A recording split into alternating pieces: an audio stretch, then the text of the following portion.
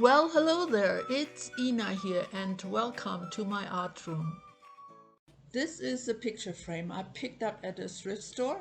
It has glass, of course. It has a nice backing that comes off easily. I already replaced the photo with a piece of cardboard I cut to size. But then it also has this loose frame, which gives me the opportunity to add some dimensional pieces into the frame. So I start by preparing the background. I glue those two pieces together. It makes it easier for me to add some texture to it. I want to use some sand I found at the dollar store, and for it to adhere I use my Mod Podge, plenty of it, and then I just pour it in, shake it around, pour it back out.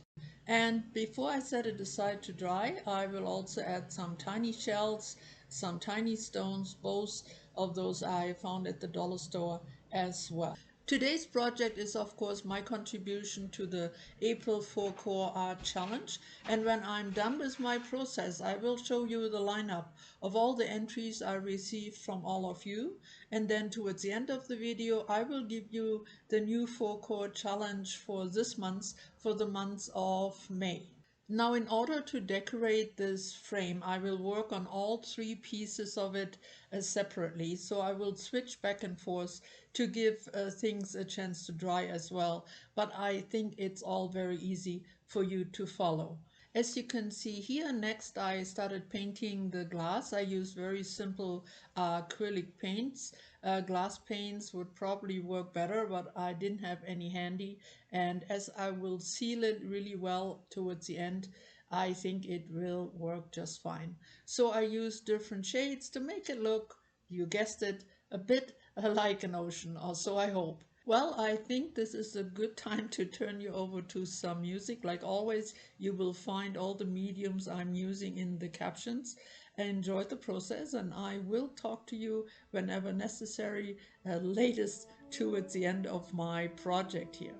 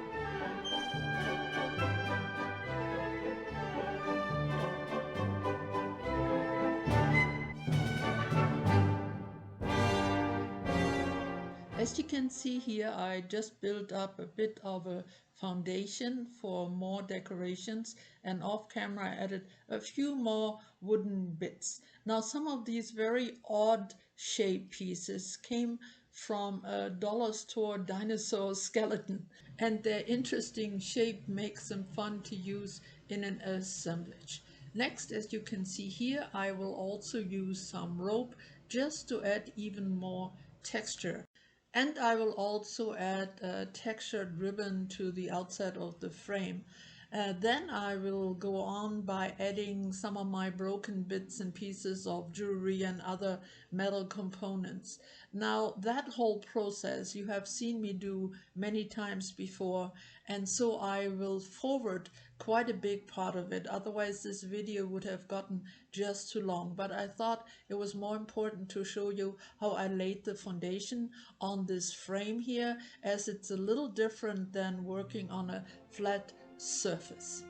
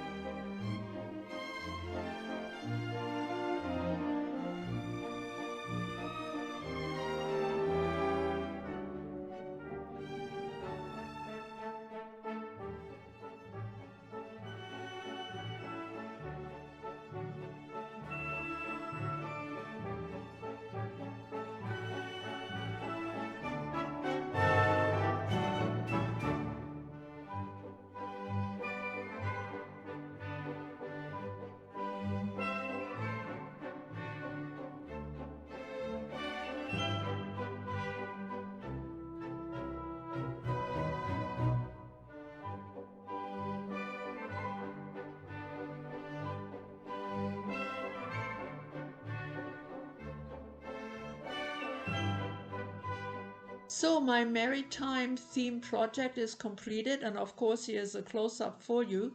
I did not change the back. It has great closures, a hanger. I just patched up those two holes with a piece of tape. Here you can see all the nice texture all around it, and I kept that part in the colors of the rusty set, and of course everything else got a bit more color and a bit of glimmer and shine.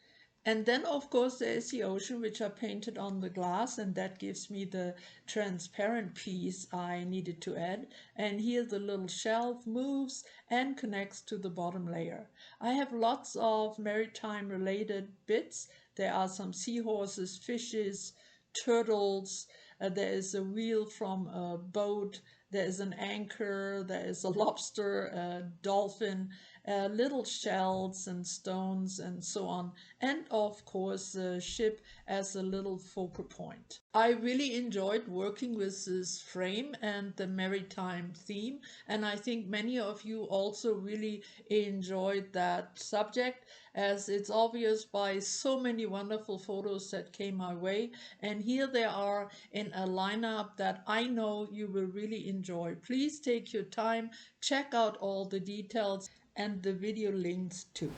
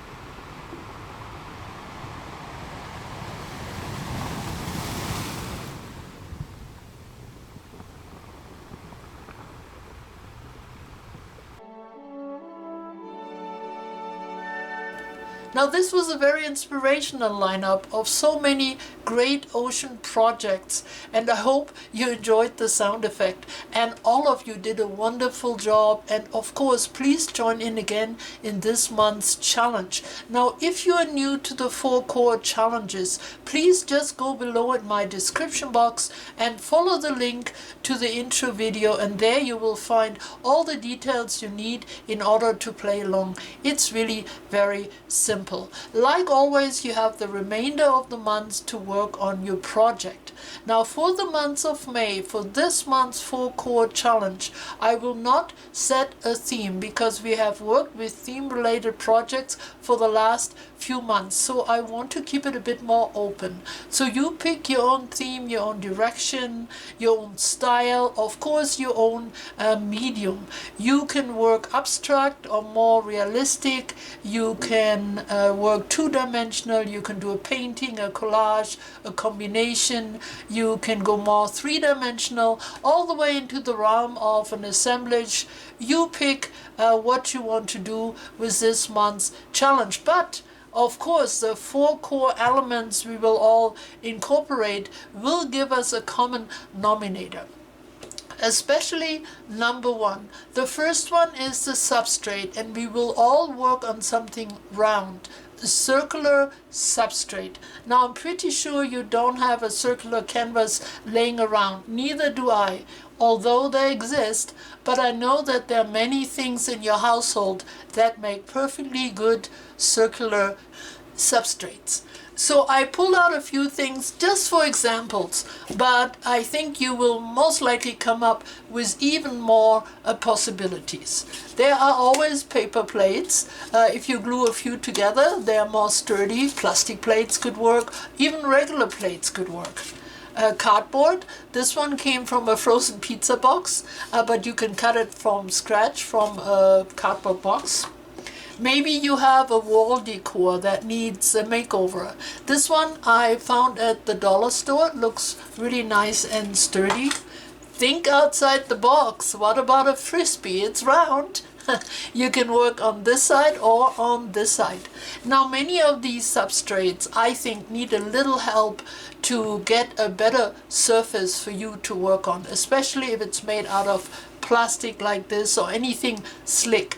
I would decoupage something like this. I would give it a cover of bits of paper, either newspaper or book pages, just to start with. And then your paint will adhere and you can build off of that. Something like this, I would just take this off, maybe sand it a little bit and just add some gesso.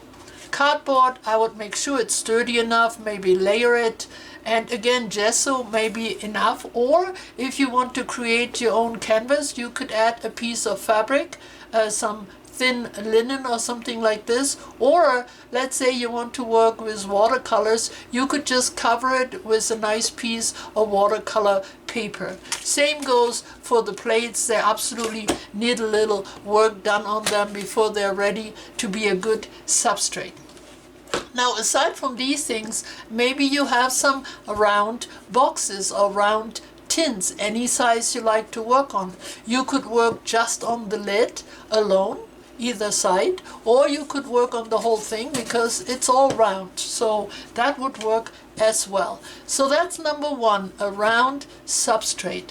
Number two would be to add at least 2 textured areas or elements. And the reason I worded it that way is, let's say you want to do a painting. You might not want to add a 3-dimensional piece to it, but you could work with some more subtle texture. You can use texture paste, crackle paste, or you can use your Mod Podge and some textured ingredient like sawdust, coffee grains, sand, whatever you might have handy. Or maybe you like to include 1-dimensional piece. Well, you could do 1 textured area and 1 textured element. Or if you go completely in the assemblage arena, you probably add a lot of 3-dimensional bits and pieces. Now these could be charms or art embellishments, but you could also go the recycled route. I pulled out just a few things, for example, things from the handyman drawer, toys, broken jewelry, beads, bottle caps, and those kind of things. So that would be part number 2. Part number 3, and again it's something that will give us a common denominator in our projects, because we will all add an image of a bird. Now you could paint the bird, you could collage the bird, or you can use something dimensional. Let me give you some examples. So if you like to collage, you can find images in magazines or in books, like I pulled out a few here. You can find nice birds on napkins like these ones. Or maybe you have die cuts, either paper die cuts. I have one here in wood and one in metal. I also, I have a paper one here too of a raven. Or something a bit bigger. This is a little wooden bird, but it has little legs. Let's see, there's a toy, a little bird. This too I think is from a kid's necklace, a little bird. Or jewelry. This little eagle came from a belt, and this was a brooch, it's a hummingbird. So any of these things would work. And your bird doesn't have to be big. It can be.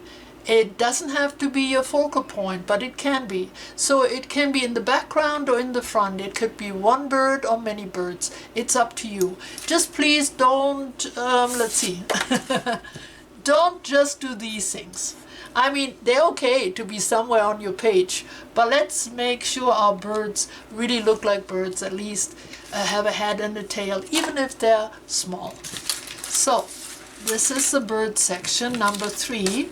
And number 4, we will all use some tools together. That would be stencils and stamps. Now I hope that all of you have a little stash of these kind of things in your art room. But if not, there are alternatives. So here I have some very common stencils, and if you want to make your own, you could use things from the kitchen. These are cut from these simple barbecue plates and work really nice for stencils. Or stamps, if you don't have art stamps, you could use bubble wrap. Or this comes from the kitchen. It's supposed to be, how do you say, well, stop you from burning your hands to pick up your pots, but it has a great design and works great as a stamp. Or maybe you have a cork you can use. You can add a little craft form to it, or just use it the way it is to make circles. Bottle tops make circles, or maybe you just have a date stamp. You could use that as well. Now, how much stenciling and stamping you do, it's up to you. You could use it just as a background, subtle design, but let's try to make it in a way that we can see it.